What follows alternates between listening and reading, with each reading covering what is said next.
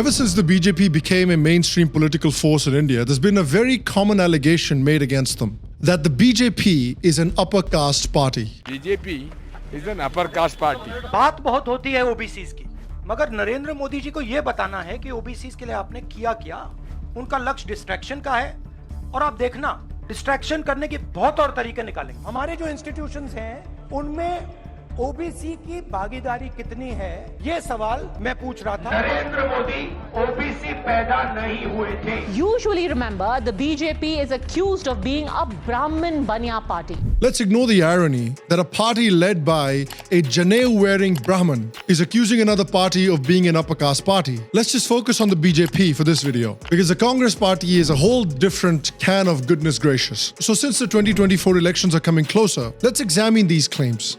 Is this true? Is the BJP an upper caste party? Do they discriminate against the lower castes? Why did the Archie's movie get made? Look, I'm sorry, I don't think I can answer the last one. I don't know how that question got in there. I apologize. But let's figure the rest out.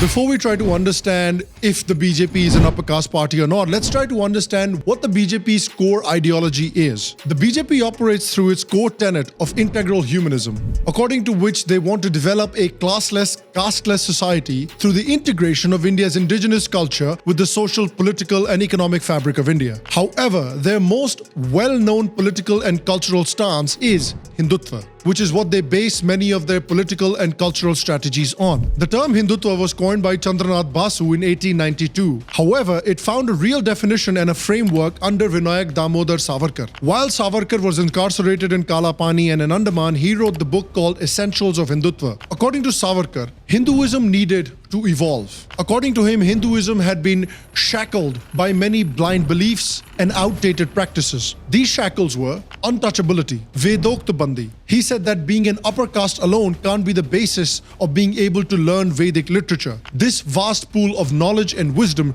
should be available to every single willing learner. Another one was Vyavasaya Bandi, meaning certain occupations were off limits to people of certain castes. A lack of intercaste dining, lack of intercaste marriage, a lack of sea voyage or Samudra Bandi. There was a belief in India at one point that going abroad will lead to the loss of your caste and your culture. Another one was Shuddhi Bandi, or the ban on taking back into the Hindu fold those who were forcibly converted to Islam or Christianity. According to him, blind beliefs and outdated practices like these in Hindu society helped the Islamic invaders in conquering India and converting many Hindus. He built the Patit Pawan Mandir in Ratnagiri district, which allowed entry to all Hindus irrespective of caste. Even Dr. Ambedkar, a fiercely anti-caste crusader and a very vehement critic of Hinduism, commended Savarkar on his willingness to end caste-based discrimination. Savarkar's Hindutva, which the BJP has adopted, foresaw in India where a Hindu would not identify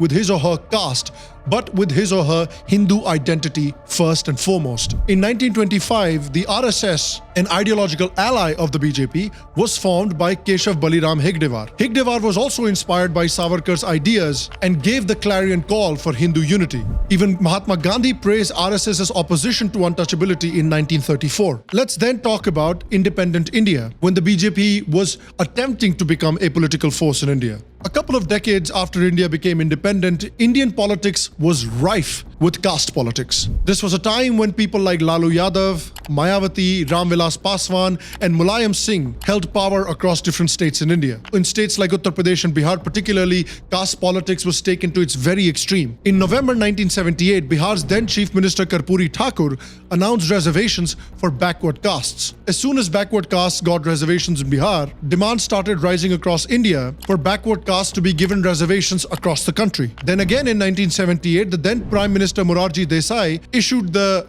establishment of the Mandal Commission that will look into establishing reservations for backward communities across India. This was something that many non-backward caste communities vehemently opposed. They argued that this would eventually lead to the end of merit in India, and India would eventually go the way of Zimbabwe or South Africa today.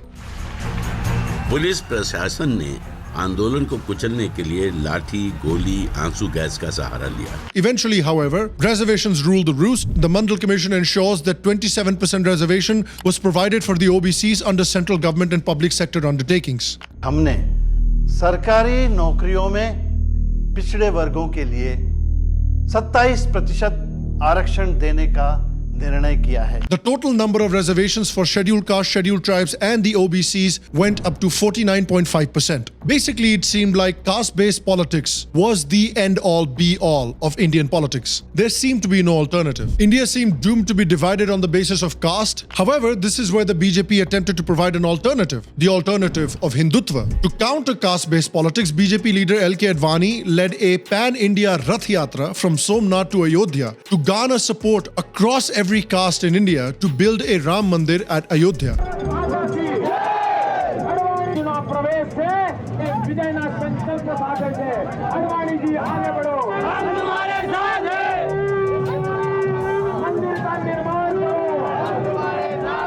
And rebuild a sense of unity among the Hindus. In response to the Mandal politics, the BJP used the Kamadal politics by turning the window towards the issue of Ram Janmabhoomi. It spearheaded the movement with the Vishwa Hindu Parishad, and Lal Krishna Advani started the Rath Yatra from Somnath to Ayodhya. This helped steer the conversation from the issue of reservation to an issue which the BJP assumed would unite its Hindu vote bank. The Rath Yatra was an ingenious device to gather unity among the Hindus in the name of Ram, in the name of their culture and their religion and their history, and away from solely their caste. According to Professor Badri Narayan, the BJP's strategy was centered around the idea of Samagra Hindutva, which seeks to integrate the OBCs and the scheduled castes within the Hindutva fold. The movement brought together Hindus of all castes across the country. It happened under the presence of leaders like Advani and Murli Manohar Joshi, along with other backward class leaders like Uma Bharti, Vinay Katiyar. OBC and scheduled caste Kar Sevaks formed a very large bulk of the Ram Mandir movement. Kameshwar Chaupal, who was a scheduled caste who did the Kar Seva and laid the foundation stone of the temple, and is also now an active member of the Ram Mandir Trust. The BJP and the RSS also advocated for a Dalit priest along with a Brahmin priest in the Ram temple to strengthen Hindu unity. This was the beginning of the Hindutva movement, but there was still something missing. It was missing just like your commitment to the concept of bros before hoes. As soon as a pretty girl so much as looks at you, stop it. Get some help. Despite the Ram Mandir movement, the BJP still couldn't shake the idea that it was an upper caste party. However, the missing ingredient was provided by the Modi-Shah combination. Again, as I said before, the BJP, by its political opponents, has been constantly portrayed as a Brahmin Baniya party that only cares about the upper castes. This was a claim that was made not just in 2014, but also in 2019, as well as for the upcoming 2024 elections. Indologist Christophe Jaffelot and Ashoka University's Gilles Vernier had argued after the BJP won in the 2019 election that, quote, the last decade has seen the return of the Savarna upper caste and the erosion of OBC representation along with the rise of the BJP, unquote. Which is a bit ironic because the Prime Minister himself comes from one of the OBC communities in Gujarat, and the BJP has been very, very active about providing visuals of intercaste unity. The Prime Minister invited Safai Karamcharis to his residence and washed their feet. But what Modi and Amit Shah changed in the BJP compared to the 1990s was not just lip service, not just things to do for the cameras, but also tangible actions on the ground which made a very significant difference. Prime Minister Modi launched inclusive policies like Stand Up India. They passed policies which improved the living conditions of people belonging to the bottom of the pyramid. The beneficiaries, schemes like Swanidhi, PM Suraj,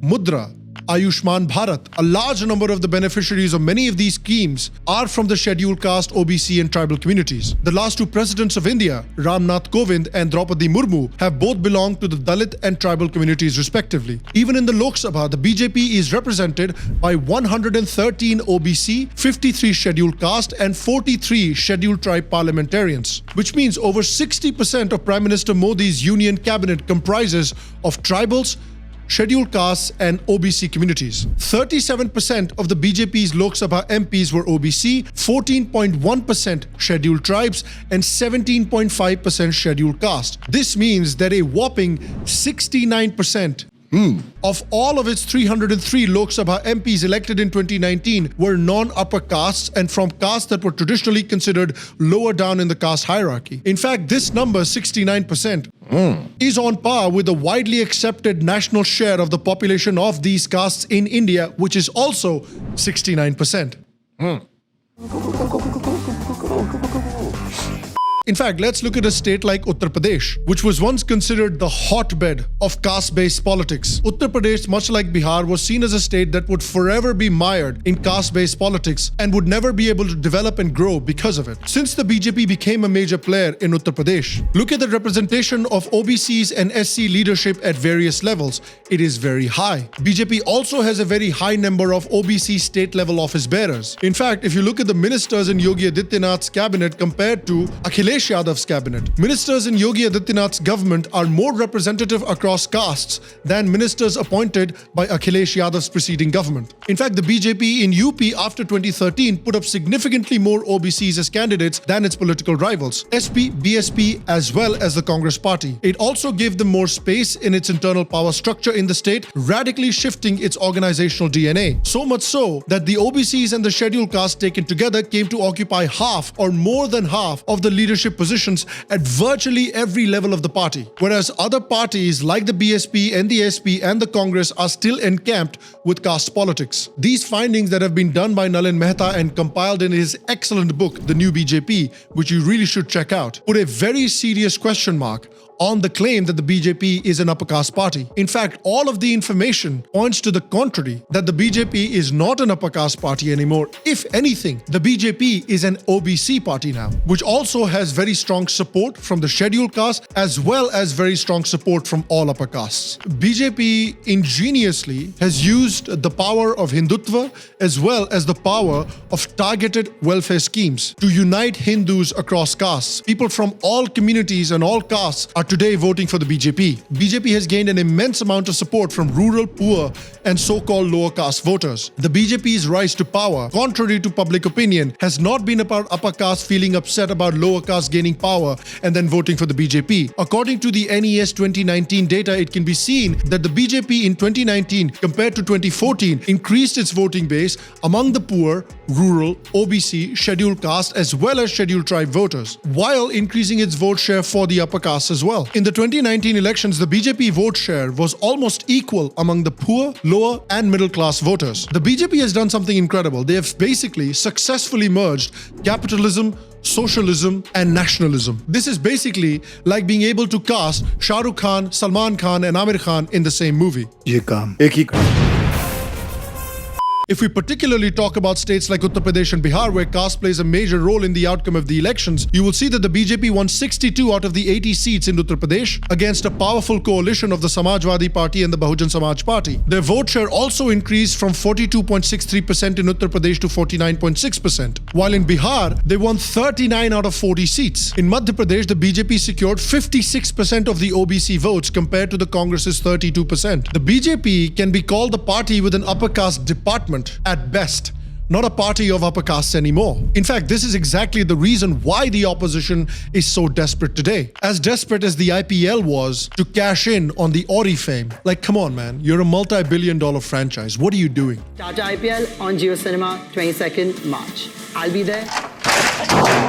Many opposition political parties today see the writing on the wall that they had banked on for decades to divide and rule as feudal lords are now congregating under the BJP under the banner of Hindutva and targeted social welfare. The opposition, in order to win, has to divide the Hindu majority by caste and combine it with the bloc minority vote to be able to win elections. To do that, they have to break the Hindu consolidation that the BJP has created. And so they're trying their very best to now paint the BJP as an upper caste party, despite the reality being completely different. I think that in the future we are going to see a greater shift. The infrastructure is growing, industries are being built, the economy is growing, incomes are growing. More and more people are being pulled out of poverty every single year. And the OBCs, the scheduled castes and the scheduled tribes see this with their very own eyes. They're not stupid. If BJP's current trajectory continues, more and more of them will be joining the economic, political and social mainstream of India and uniting under the BJP under the banner of Hindutva. And so the way forward for opposition parties is not to attack the BJP in the name by calling them an upper caste party. The way forward for them is to reevaluate their own strategies. Maybe adopt Hindutva in their own right. A softer form of Hindutva maybe. Maybe adopt more pro-national policies. Maybe abandon caste-based politics. Maybe abandon minority appeasement. Indian politics is changing.